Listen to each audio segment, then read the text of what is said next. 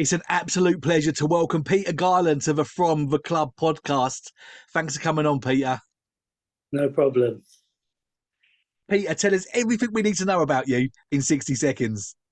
I'm a former professional football player, now happily married with 2 children, and still love the game. Watch it all the time, watch my little boy play, and I even try and play a little bit myself still. Well, great stuff. Have you told Nathan that you're still playing?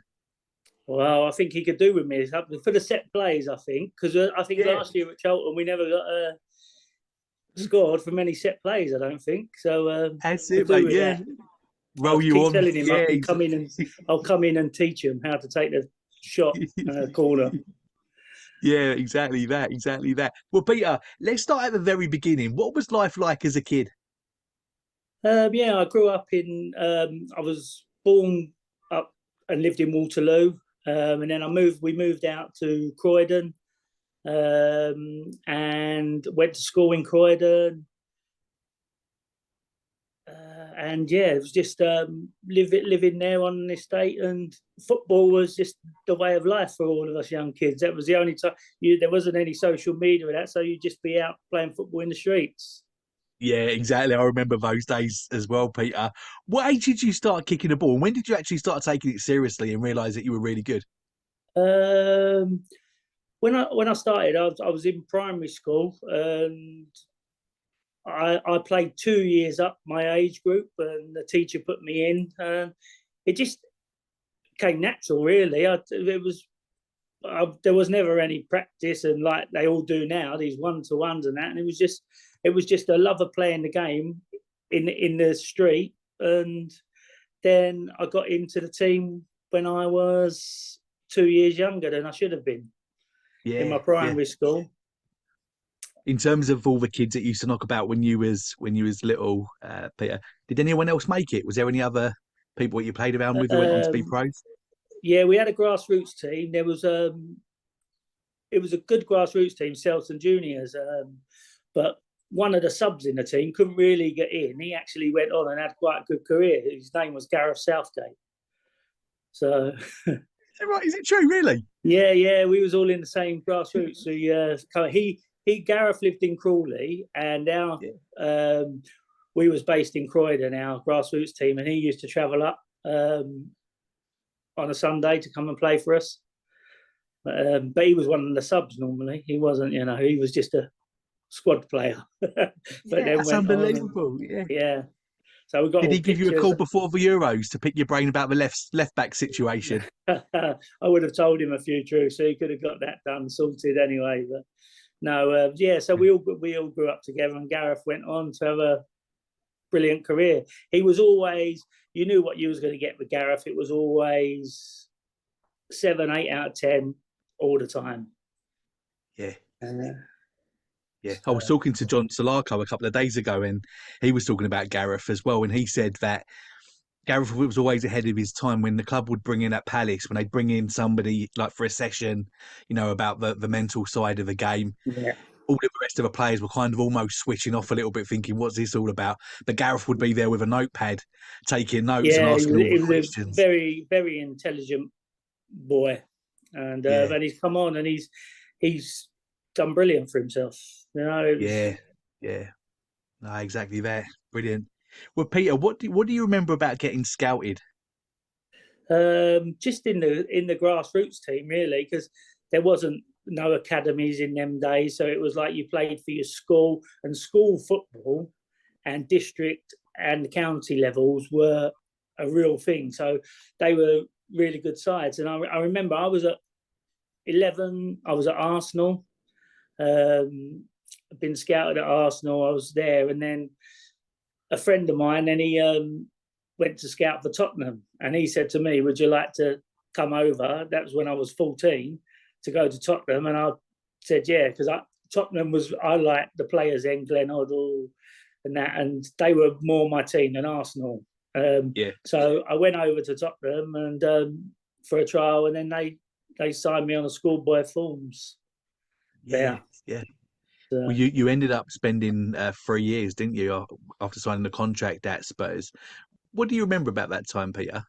Yeah, well, when I went over at 14, then I signed schoolboy. Then I did a 2-year apprenticeship there on a YTS scheme, and then I signed a 3-year professional contract there, and it was just it was just amazing. You know, you'd see the players come in, and it was that was probably my team as a youngster was Spurs. I liked watching them. I didn't really support me, but that was my team. So to actually play for them was just fantastic. It Yeah, was a dream come true. football's. I mean, I know you're a big football fan as well, Peter. And football's all about emotions, isn't it? Like whenever I speak to an ex-pro, I always like to sort of dig underneath and find out about the feelings of a game. So can you remember what went through your mind when you were told to start warming up as you came on for your first appearance from a bench for Spurs, Peter? Yeah, it was. Well, the first time I was on the bench was a FA Cup match, third round FA Cup match at Blackpool away, and I was on the bench, and I was only 19, 18, 19, and I was warming up, but you just knew you wasn't going to get on, so you was there. But then a couple of months later, we was playing Norwich, and Gazza was just coming back through injury. And just before the FA Cup final, before he really injured himself, and he was playing, and he felt a niggle, and Terry Venables said, "Right, go and warm up," and he put me on for Gazza, and so it was a fantastic. You know, he was then he was brilliant. Gazza, he was a fantastic football player. If he never got injured, he would have been the best in the world by far. He was just an exceptional player. Yeah, well, you've already mentioned Glenn Hoddle and Paul Gascoigne. I mean, already shaping up to be some team. What other sort of players were in that squad at the time, Peter? Chris Waddle. Now, Chris, he was really. I had to, because we was apprentices when they was first there. I had to clean Gazza and Chris Waddle's boots, and they used to look after it because we was only on something like for £35 on a YTS, and at the end of it, when they used to go to matches away, he used to say, "Well, put that on the coach. Yeah, there's some money for you," and that. So and they used to look after me. Yeah, I mean, it's unbelievable, isn't it? Like getting the opportunity to clean their boots. That'd be a competition prize today, wouldn't it? To have the opportunity to do that. Yeah. What were they like as people? Like, you know, obviously you're a young man. There's all these superstars in the squad. What was the culture of the team like? What was it like, sort of trying to integrate yourself into that squad? Yeah, they was very welcoming. They knew. I think they knew that they had been in that position, and they was just really welcoming, all of them. When you go train, you don't really train with them that much, you know, because you was playing in the reserves. The squads were kept apart, but when you did get in there, they was full welcoming. Come on, and it was brilliant. It Yeah, was just yeah. fantastic. Peter, was you the sort of player that, you know, obviously you mentioned that you're playing in the reserves. Was you the sort of player that would end up knocking on the manager's door trying to get your opportunity, or was you quite happy to wait for your opportunity to come? Yeah, no, I was really quite happy. I wasn't that person that go and knock on the door. I just thought, you know, if I keep working hard and playing, then the opportunity will come. Yeah, yeah. And how did you hear about Newcastle's interest? Well, it was a friend of mine. He was his friend was Kenny Lynch, the old comedian and singer, and he was a really good friend. And he said, "Oh, I'll do it being a football agent." I didn't have an agent at the time then, and I said, "Oh yeah, you know, fine if you can get me somewhere," because at the time I wasn't. I was just in the reserves at Tottenham. Been in there for 3 years. My contract was coming up. Didn't know whether I was going to get re-signed. So then I said, "Yeah, if you get." And then one afternoon, just before a few days before transfer deadline, I'm sitting indoors, and the phone goes. It's Kenny Lynch. He said, "Oh, I'm on the golf course with Kevin Keegan and Jimmy Tarbuck. We're playing golf, and Kevin had just signed for Newcastle, and he's been on to his scout, and he said, yeah, try and get him to come to Newcastle. So would I go?" And I said, yeah, no problem. And then the next day, I was on a train going up to Newcastle. Yeah, unbelievable. You mentioned earlier on, obviously, as a kid, you grew up in Waterloo, central London, and Croydon, so you're a London boy. What was it like to, as a young man, to move all the way up north to Newcastle? How was that kind of adjustment for you? Yeah, no, it was quite hard. I found it hard at the time. When I first the first time I got up there, I signed for Newcastle that night, and then I was in the hotel in the city centre, and the phone goes in the room, and it was Chris Waddle from Marseille, and Chris had phoned up to like congratulate me. He was a Geordie, and he said, "What am I doing?" I said, "Oh, I'm just sitting in the room." He said, "Well, go downstairs. I'm sending my best friend round, and he's going to take you out for dinner tonight and that." So he sent me his best friend Carl, and I went and met them, and then eventually I actually moved in with them, and they looked after me. Yeah. So and then when every time Chris was back from Marseille, we would all meet. He would come up and we'd all meet up. So Well, it was Peter, you good, didn't but pick. it was a different way of Yeah, life up there. It was, yeah, they worked Monday to Friday to live for their football. yeah, yeah. Well, you didn't pick up the accent when you was up there, Peter, did you? No, I didn't stay up there that too long because I played like I say, I played. I signed on deadline day, and Newcastle was just above the relegation zone. Last game of the season, we had to win to stay up at Leicester, who was going for the playoffs at that time. Oh, yeah, yeah. And it was 1-1. We didn't even know there was 10,000 Geordie fans travelled, and only 2,000 got in, and you could actually hear the rest outside the ground singing. That's how mad it was, and we was winning 1-0, and we knew if we won, we stayed up. We were winning 1-0, and in the 89th minute, Steve Walsh scored for Leicester, and they needed to win to go up. So now we don't know. So I remember Kevin Sheedy told Franz Carr, run down the wing as fast as you can. And we just smashed the ball to Kevin Sheedy. Kevin Sheedy smashed the ball to Franz Carr. And as Steve Walsh had just scored the goal, the other end was running back, headed it, and it went over his goalie's head into his own net. So we ended up winning 2-1. Bit of drama. Amazing scenes. And then after the game, come back to London, and then went back for pre-season. But in that time, in the closed season, Sir John Hall had taken over Newcastle, and he just gave Kevin Keegan millions to go and buy people. Yeah. So then I'm back as 20-year-old London boy living in Newcastle, and I'm thinking I'm playing in the reserves at Newcastle, and I'm thinking I could be back home. Yeah. And I wanted to come back home. Yeah. Well, we'll get to that bit in a minute because that's where lots of special things started happening. But before we do that, Kevin Keegan, you mentioned, was manager at the time. What was he like to play for, and what was he like to be around? Yeah, he was. As long as everyone was happy, he was fine. He actually, it was Terry McDermott and Derek Fazackley. They did all the training. Kevin Keegan would be out training, and Kevin Keegan, you could see him in his office looking out the window, and then as we finished at the end, if you do shooting practice or the matches, Kevin Keegan would just come out and join in. And he'd come out, and the shooting practice, he'd still win. He'd beat everyone. Yeah. He was unreal. And he just loved the shooting and the five-a-side. So he picked the team, and then everyone else, just all his staff, did all the hard graft. That Newcastle side, as it grew, it just become this team that didn't really know how to defend too much, was it? It was just this gun-ho, really attacking. Yeah. I mean, what was it like to sort of, be around that, Peter? It was good. It was just the atmosphere. He was a really good. As long as everyone he loved his horses. So some days we went into training one day, and then he said, "There's no training. There's a coach for us. We're all going to the horse racing today at Hexham," and we would just go to the horse. It was fun, but he was also very serious when he started. Yeah.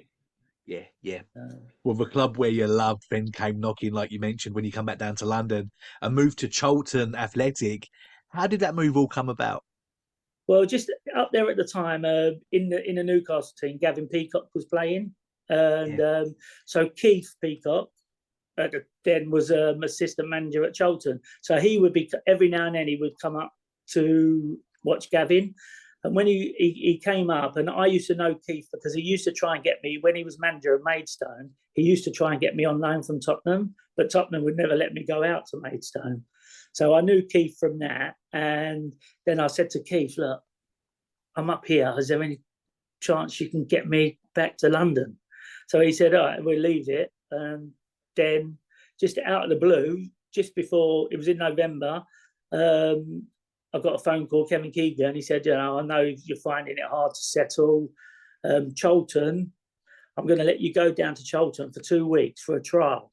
I've told him you can't play any competitive first team match, but you can play in there. You can have a couple of trial matches in their reserves, and then we'll go from there, see how it goes. So I said, okay, then put the phone down to Kevin Keegan, got my car, packed everything in my car. I wasn't coming back. I said, I've got to give it the best shot here. So I had the windows open in the cars, half the luggage hanging out, all my belongings. I had to leave some up there, but most of it all come back with me. And came down to Charlton, met Curbs and Gritty, and then the reserves. The first game I came to, they were playing Chelsea in the reserves, and Kerry Dixon, David Speedy at Welling United was playing. We actually won 1-0 that day, and I scored the goal. So it was a good start to my trial. And then at the end of it, they said, we're going to, Curbs Gritty was pleased with me.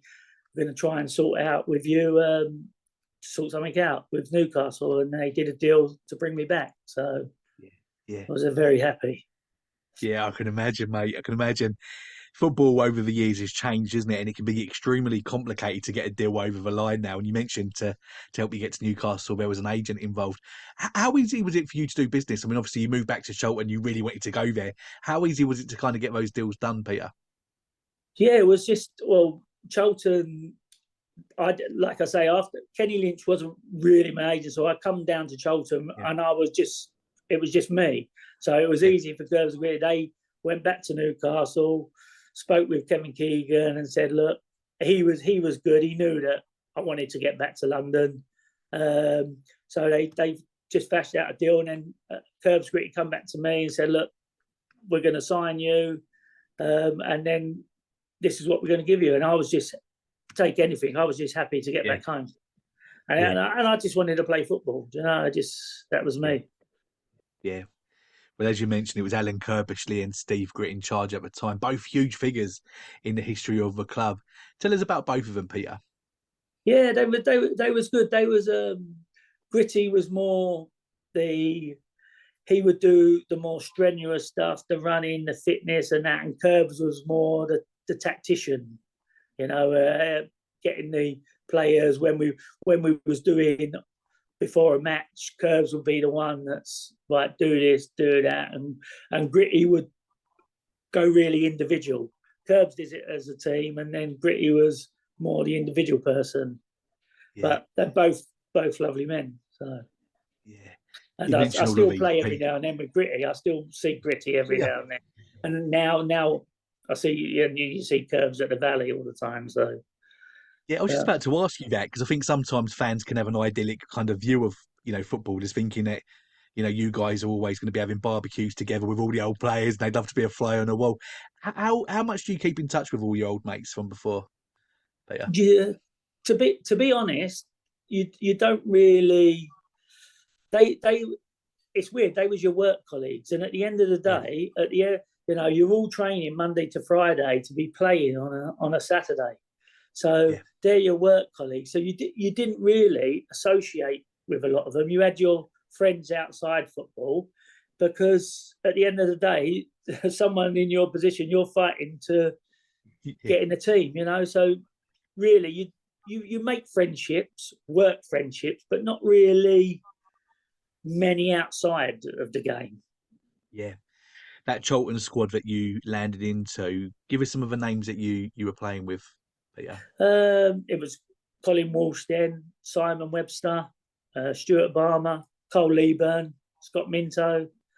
So, really good team. And then as it went on, the young boys started to come through: Richard Rufus, Sean Newton, John Robinson, Gary Nelson. We was a really good squad. We was all all friends, you know, and you'd work for each other. That's why at that time it was at Charlton, the team, we all bonded together, so it was good as a team. But then, like I say, outside it was totally different. I think outside I used to go out with Scott and Carlo, but not really. And then other team nights, everyone would be out. But you mentioned the up and coming players when you were in the squad. How aware of you? Because I mean, that was a fantastic crop of young hot prospects that come through at that time, wasn't it? How aware was you of them at the time, Peter? Yeah, we was you could see him. I think it was John Cartwright at the time was running the youth team, and Neil Banfield, and they were bringing him through. You had like the Roof, Lee Bowyer coming through. Yeah. So it was a good stage for the club. But Charlton have always had this great pedigree of bringing players through. You know, when I was at Tottenham youth team, one of the hardest games we would play in the league was Charlton.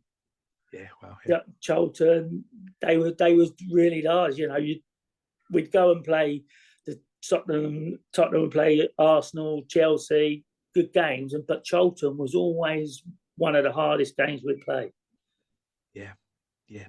We spoke about your debut at Spurs. What do you remember about your debut for Charlton? My first game after I'd signed back was Boxing Day. I was sub. It was against West Ham, and I came on a sub at half time. We was losing 1-0. Came on a sub, and we ended up drawing 1-1 that game. And then a few days later, I made my full debut. It was at Peterborough away, and we drew 1-1 there, and I scored the goal. So it was pleased. So on my full debut for Charlton, I scored a goal. So it was fantastic.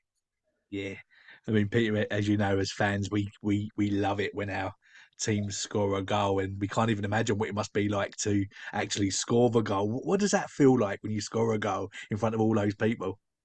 It was it was the first time I've ever scored like in a professional game. So it was like I've scored, I've knocked it in, and what do I do? What do I do? And I knew as I scored, the Charlton fans were to the left, and my family and that was to left into the stand. So I just run over them and was waving, and it was brilliant. It was just a fantastic feeling.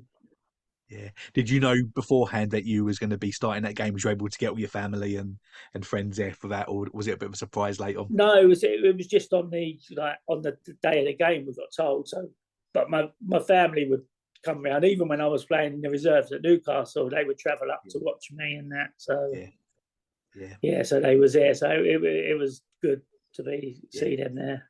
Yeah, of course. As you sit here looking back at your time at Charlton, what are some of the highlights that stand out for you, Peter? I think one of the main ones was I scored the goal of the season. I got goal of the season against Bolton, which was I've actually got it on a video. Someone sent it to me, and my little boy didn't believe me that I had it. But he's got the trophy. The actual trophy is in his bedroom on his side. He's got the boot. It was a big boot. But it was a fantastic goal. It went across the pitch, back, cross, and then actually Jason McAteer fouled me in the actual goal. He fouled me, and I sort of jumped up and went to turn towards him. But then I heard Carlo call me, and I turned round, and he's laid it back, and I've just run in, and I've just thought, I'm just going to hit this. And I've just hit it, and it's gone straight in the top corner in the north stand. So all the fans, it was fantastic. Yeah, it was a great feeling, great memory. Yeah. Who were some of your toughest opponents to play against, even as teams or as individuals? I think individuals was one of them was where it was scary, was Vinnie Jones. But it was actually quite a funny story. I had just come back when we played him, and we beat them 4-3 at Selhurst Park, and he was marking me, Vinnie Jones, and the ball got played over the top, and I ran through and I scored the equalising goal. And then he said to me, if you do that again, I'll break your legs. Like Vinnie Jones said that to me, and I'm thinking, oh my goodness. So then there was me and Lee Bowyer in midfield. So I've turned around and I'm thinking, Jesus. I said to Lee, Lee, come here. I said, you're better this side I'll go to the left side. So I put Lee over next to Vinnie Jones, and he was like, oh, yeah. And then after the game, he said to me, that was great what you done then, because Lee scored a hat-trick in that game. So but I was telling him to go there because Vinnie Jones wanted to break my legs. Did Vinny have a word with Lee? Did he get the same threat? I don't know. I don't think he could get near him. So Lee was just buzzing around anyway. And it would have went in one, Lee's one ear and out the other. He wouldn't have even realised what he was saying. Yeah, he didn't mind a bit of that in his game anyway, did he? No, He'd probably be saying the same things to other players, wouldn't he? I'd have thought. That's it. Yeah. We mentioned a few moments ago you have a great relationship with the fans at Charlton. What does Charlton Football Club mean to you, Peter? Oh, it means everything. It's the place where I played most of my football. I went there, and it was, the club was just fantastic. The fans, they were brilliant. They just, after the game, you would all interact. It was such a great place to be, and you knew everyone. You'd stop, you'd talk to the fans, and it was brilliant. And even I had a song, and people say, "Didn't you worry about the song?" I said, "No, because when they sung that song to me, that was the loudest the crowd would sing, and I would be overtaking the corner. They'd be singing the song, and I'd be telling them to sing it louder, and things like that. And it was just great. I loved every minute of it. It was fantastic." We again, as fans, we don't always get these insights, that you players have, and you just mentioned there, didn't you, about hearing the fans sing your name.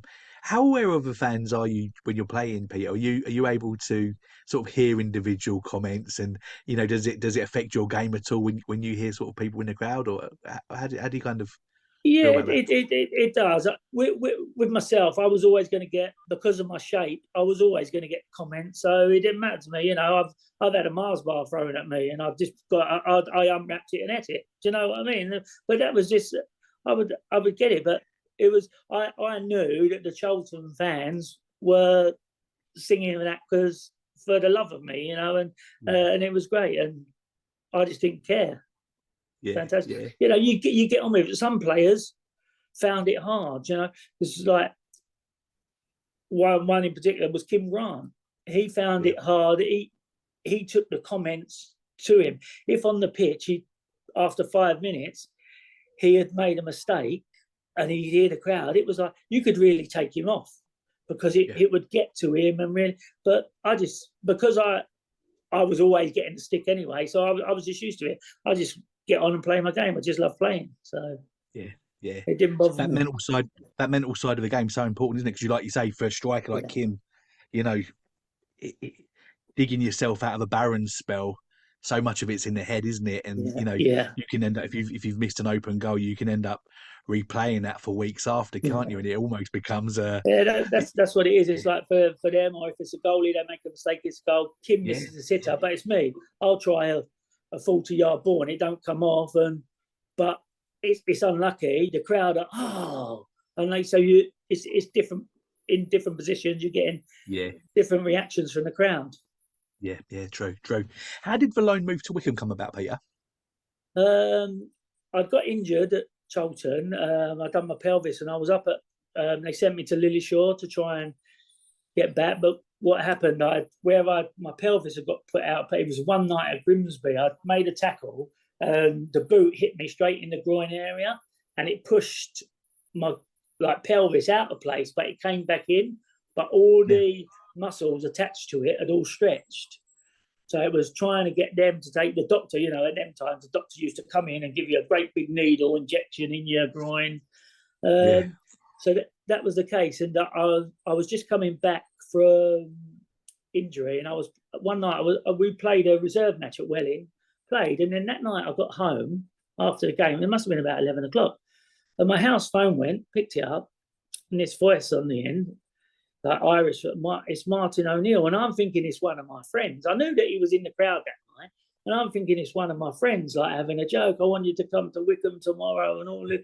And I was like, is this really? And he was like, yeah. And he said, I said, well, phone me in the morning. I've just got indoors. So phone me in the morning. So then that morning he phoned me back, 8 o'clock in the morning. And he said, look, we've got 5 games coming up against all the top sides. We're just outside the playoffs. and I'd like you to come to us on loan. So it was playing first team football. I was going to be playing. So I just thought, yeah, let's go. It's not that far. So I said yes, and the club let me go out on loan for a month to there, which was a very brilliant time because you was working with Martin O'Neill, which was a fantastic manager, and some of his ways were just weird and mad. Yeah, So, well, I want to talk to you about that because he went on to have a fantastic, managerial career, didn't he? Absolutely unbelievable. What was he like? What were some of those ways, Peter? he was another one that just came out at the end of training, and he wouldn't get too much involved. Him and John Robinson, John Robinson. The first time I got there, I signed on the Thursday, and on the Friday, we were going to training, and it was playing Bournemouth on the Saturday. So drove to High Wickham, got there, and he said, "Oh, we won't train today. We're going to go straight down. We're staying in a nice hotel on the front. We're going to go down, stay in the hotel. We'll just do it there." So we drove down to the hotel on the coach, got off. He said, "Right, everyone, come down here in half an hour. We're going to go for a walk." So it was like, and in the team that time, there was Cyril Regis, there was Danny Wallace. So he had a great older players in there. So we've gone out to the front. We've all walked along the promenade to the first pub. Went in the pub, and everyone, pint of beer all round. Some pint of beer, then another pint of beer. Then we walked back. Then we was having dinner. We was in dinner in the hotel, and he came in. He said, "Look, Bournemouth's a good night out. Just make sure you're in by 1." And I'm like looking, and it was like, yeah, that's how he was. And so we went out. I think the next day we got up and beat Bournemouth 2-0, and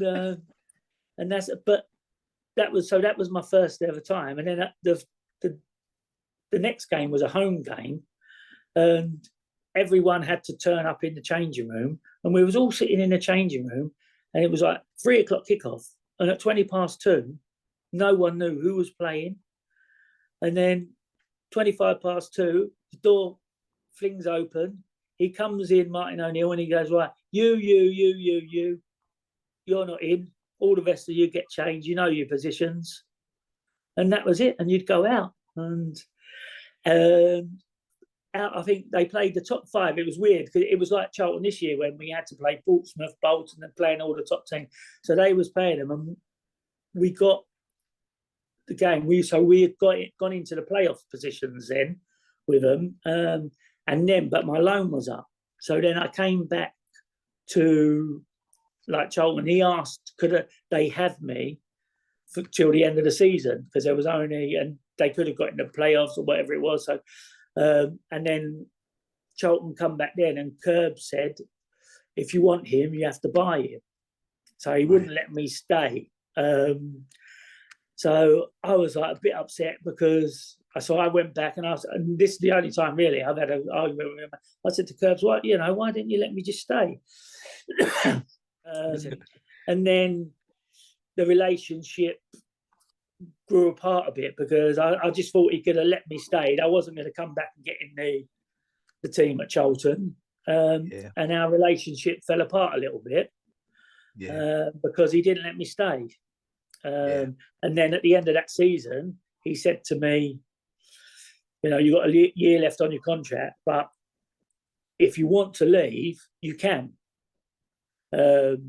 So I said, well, if I'm not going to be wanted here, then I'll see. So I actually spoke to Martin O'Neill, went and met him in a hotel, and I said, look, I'll come.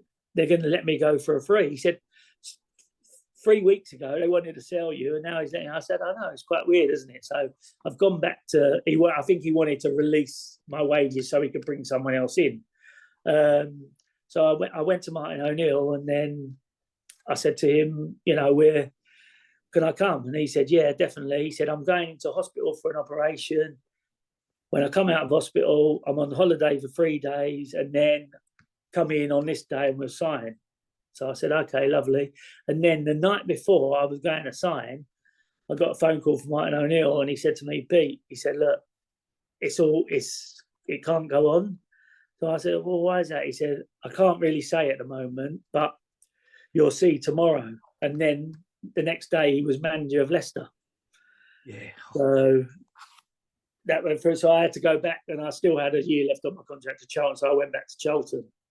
Yeah. And it wasn't because I told Curbs, yes, I'm going to sign. So he was going to bring in players, and then because it all fell through, he wasn't happy. So then it left me in a funny situation at the club. Then like not wanted as such, but.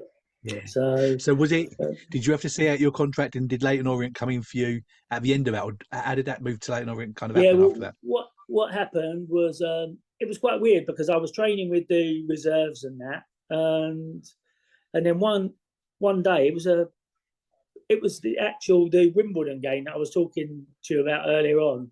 I was not even in the squad or anything, and then that day of the game, I got a phone call the morning to say, don't turn up at training, because I was training with whoever was there, like the reserves and the kids and that. They said, don't turn up at training. What do you want for your pre-match meal? It was like, and I said, what do you mean my pre-match meal? He said, you're in the squad tonight. I said, I think you've phoned the wrong person. I said, I'm training with like the kids. And he was like, no, you're in the squad. So then, okay, meet at the Hilton on Purley Way, because you're from Croydon, you can go straight there. So this is a bit weird. It's all your boots to be packed and all ready. So I've turned up at the Hilton, and the boys had all turned up there, and they was like, oh, Pete, lovely, you coming to support us, coming to see us at the hotel and that. And I'm like, well, it looks like that, doesn't it? And then so we have pre-match meal, and then we go into a room for the talk, and it was like, so I sat right at the back. I thought, he's just doing this on purpose to me, making me turn up here. Probably heard I was going to go out on a bender that night. So I've turned up. So I'm sitting at the back of the room, and then he starts naming his team, and he goes blah blah blah, Barmer, and midfield John Robinson on the right, Lee Bowyer, Peter Garland. And I'm like, looked up, he said my name. And like, I remember Carl Lieber turned around to me and started laughing, and we just started laughing. I've not been training with the first team for a good 6-8 weeks, and then that happened. And then, I came back and I scored the goal. Yes. So then they had to keep me in the team for a while then, which was funny. Yeah. So they kept me in the team for a while, and I think I played another 5-6 games, and we was winning. So he couldn't change the team. And then we drew at home. I remember we drew at home, and I got man of the match that day, voted man of the match by the sponsors and everything. And then the next game, because we drew, he could change the team. And Curbs called me into his office, and he said, I'm changing the team now. I don't think that was working. So he dropped me again. And then I was like, so this is the end of me back training there. And then they said, well, if you want, we'll pay you up. So Patsy Holland at the time had gone to Leyton Orient, and I knew him because he was my coach at Tottenham in the youth team. So I spoke to Patsy, and I said, can I just come in and train with you? And he said, yeah, no problem. So I came in and trained, and then I was training with them, and then they played an end of season game against Wales. And it was... Wales was going away, and they was playing San Marino in the World Cup, and they were staying in London, so they needed a game. So they played at Leyton Orient. It was packed out. Ryan Giggs, Mark Hughes, all the Welsh top players were playing, and we won all, and I scored the goal again. So, and then they offered me a contract to Leyton Orient. So Patsy said, come in, and so I signed on for there. And in that time, when Barry Hearn had just taken over the club, so we had the goalkeeper at the time was Les Seeley, Alvin Martin was playing. Patsy had got a good older team. We was doing really well, and then we had Peter Shilton came because Barry Hearn was all about the publicity. Any publicity is good publicity. and Peter Shilton had played 999 games, so he came to us to play his 1000th game to get him. So he came to Leyton Orient. We had Ray Wilkins there. Yeah. Brilliant. And so I played there, and for that year, and then Patsy got the sack, and Tommy Taylor came in, an old West Ham player, but he came in, and I thought, oh, that's good. West Ham, they like to play football, but all he wanted to do was kick the ball as far as he could up there. If in training, if I did a like a sideway pass to someone, he would stop and make me do press ups, and it was like weird, and you're thinking, God, what is this? And it was like, if I was at the ball, he would say, aim the ball to go out, not near the goalie. If we get on the end of it, that's good. Yeah. But if it goes out for a goal kick, we can all then get into our shape quick while the goalie's setting up. And it was like, this is weird football, this is. It was like, you can't control it, just whack it as far as you can. And it was... Well, I tell you what, Pete, Ray Wilkins would have been doing plenty of press-ups then, wouldn't he? If he had to do press-ups from a sideways pass. And that's what he is. But that was another thing, is he brought Ray in to, like, as publicity stunt. Ray was coming in there, and it was Barry Earns. So what Barry said, but he didn't really play too much, Ray. I just want to rewind. So much gold there, Peter. We could spend hours talking about all of these things, but football's moved on a bit, isn't it? In terms of, it's very scientific now. You can almost imagine, with the catering and the pre-match meals all being measured out. Yeah. You get the phone call, out of the blue, asking you what your pre-match meal is, and you're obviously thinking it's a wind-up. What did you go for? I'm interested. What was it? Pasta and baked beans. Was it really? Just pasta with baked beans in it. Did all the players have that, or was you able to literally choose whatever you wanted? Or yeah, the players had omelets, pasta. Yeah, it was. So that was just what I had. I would, now you see it, all these nutritionists, they have. If I had my time again, it'd probably be different, because we didn't know. I was just eating what you was eating, and that was me. It may have been different, but I love my time playing. I don't regret a thing. I love playing the game. Perhaps I should have knuckled down a bit more, but it was. I just wanted to play, and that was just it. Play and enjoy myself.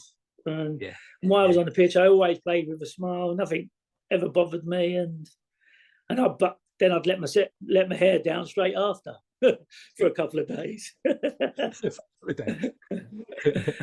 You spent some time playing non-league towards the end of your career. How was it making that transition? It wasn't too bad. It came about. Leyton Orient was still half and half whether they're going to give me a contract, and Crawley at the time were a non-league time, and they was just going into their new stadium. And the manager at Crawley I knew, and my dad was going to work for him too. And they said, we've got a budget.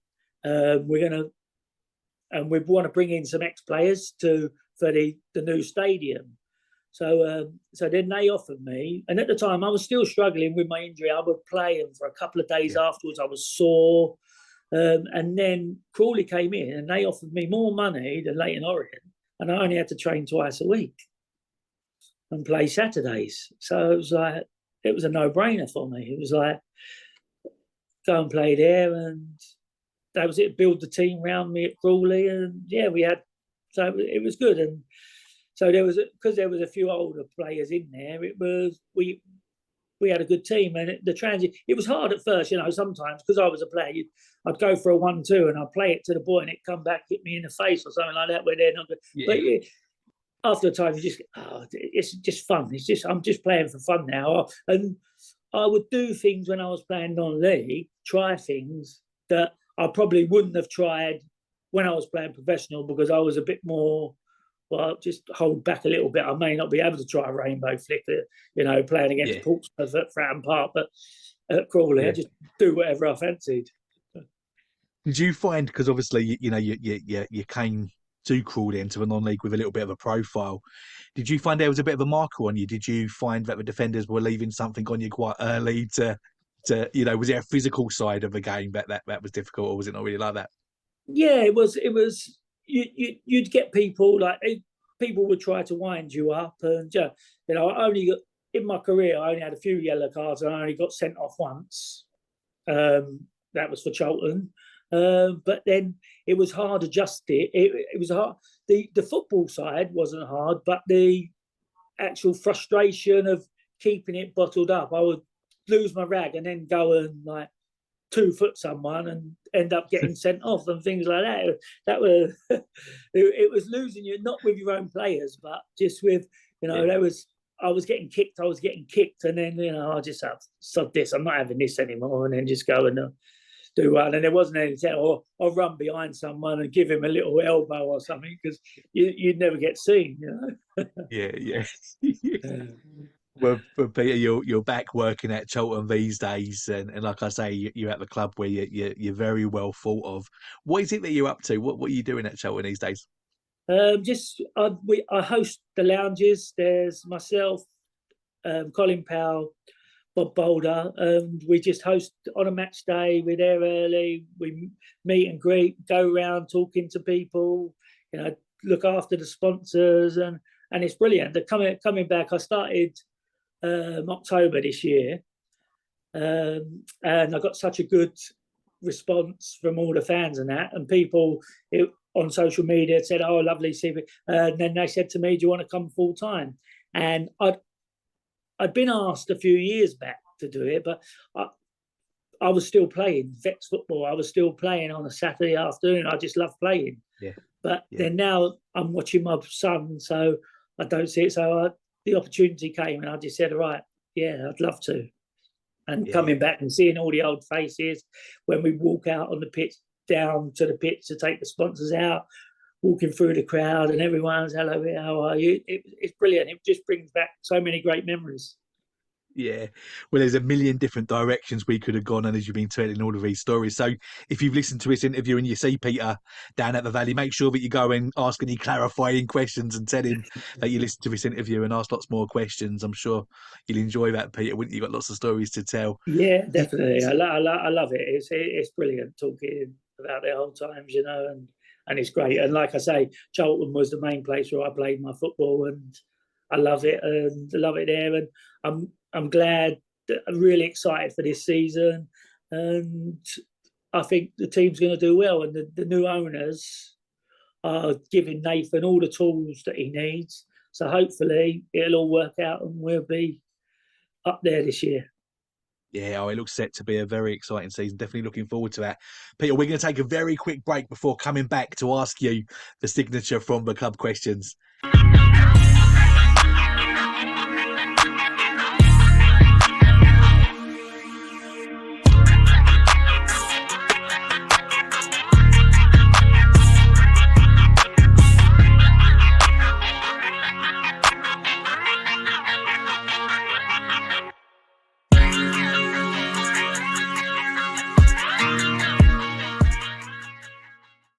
So, Peter, as you know, as a business, we're all about official signed memorabilia, and we're really excited to have partnered with Charlton, as you know, for this coming year, where you can buy your signed Charlton memorabilia through our website. So, all of these last few questions are all memorabilia related. Are you ready? Yes, ready for you. Have you asked anyone for their autograph in person before? And if so, who? Yeah, I did. The first person I really asked for their autograph was when I was a young boy, and I used to go to Bobby Charlton's soccer school, and you went and stayed away, and we stayed away for 5 days, and at the end of the week there was a presentation, and it was actually Bobby Charlton. So he was the first person that I asked for his autograph. Oh wow, well that's a good one to have, Peter. You still got it today? Do you still have it now? I don't. It may be in my mum's loft or my nan's loft. My nan used to keep all scrapbooks of everything, so I've got scrapbooks from when I was grassroots right the way through. My nan used to keep all those. My nan and granddad. So love that, mate. That's so good. Yeah. Precious memories. Yeah. Yeah. What memorabilia do you own, and what's your favourite piece? Personally, when I was 17, I played for England youth team, and so I got an England cap which I've got framed, and then I had the shirts from the games we played. It's actually funny. My daughter was going to a party, a Euros party final the other night, and she said, "Oh, I need something to wear." And we actually got in the loft and got one of my England youth tops out, and she wore that to the party. It's got the badge. It's all the official Umbro it was, but it just says youth underneath it. And she wore that out to the party, and all her friends said, "Where'd you get that top from?" So so that one would have won the prize, wouldn't it? Yeah. So, but she said, you didn't have your name on it, Dad. I said, no, we didn't at that time. And it's a number 2 shirt because I actually played right back for England. And so she said, well, just sign it. So at least they know it's yours. So I had to sign the shirt so she could wear it. Lovely. That's so good. Did you just swap shirts with many players? Did you end up with the opposition shirts?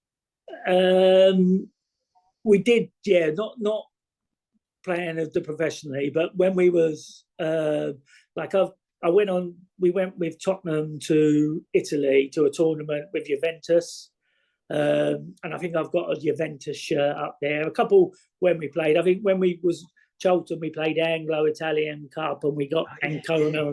I think I got some of them shirts, and then for at the England under-17s, we swapped shirts with the teams we played. Great stuff. Well, final question, Peter. If you could have anyone's autograph, dead or alive, who would you have and why? I would have, for the football, Maradona. I'd love to him. I thought he was an exceptional player. He was brilliant. I know he made me cry when he scored the handball goal, but as a football player, he was fantastic, and I just think he was brilliant. I don't think no one could touch him. Well, it's nice to hear you forgiving him for the handball, Peter. Anyway, that's good news. Peter, before we let you go, thank you again for your time. I've really enjoyed speaking to you, and I know the fans are going to love this as well.